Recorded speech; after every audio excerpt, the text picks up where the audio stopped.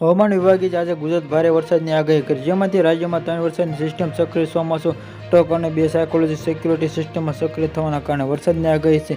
સાબરકાંઠા, અરવલ્લી જેમાં ખૂબ જ ભારે વરસાદની આગાહી, જ્યાં 3 સિસ્ટમ સક્રિય થવાના કારણે આગામી 7 દિવસ વરસાદની આગાહી, જેમાં આજે રાજ્યમાં ક્યાંક ભારે વરસાદની આગાહી છે. હવામાન વિભાગ આગાહી મુજબ બનાસકાંઠા, મહેસાણા, પંચમહાલ, દાહોદ, મહીસાગર, સુરત, ડાંગ, તાપી, નવસારી, વલસાડ, દમણ, દાદરા નગર હવેલી, અમરેલી, ભાવનગર, અમદાવાદ, ગાંધીનગર હળવા હવાથી મધ્ય વરસાદની આગાહી છે.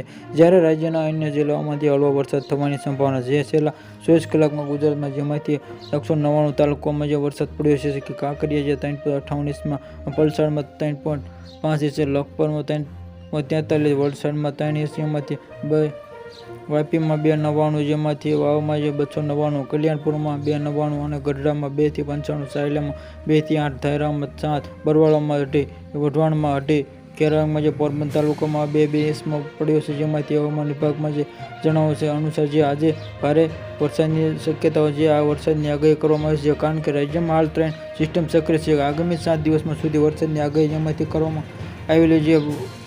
ગાંધીનગરમાં ભારે વરસાદની આગાહી કરી છે. કચ્છમાં, જામનગર, દ્વારકા, બનાસકાંઠા, પાટણ અને મહેસાણામાં પણ ભારે વરસાદની આગાહી કરવામાં આવી છે.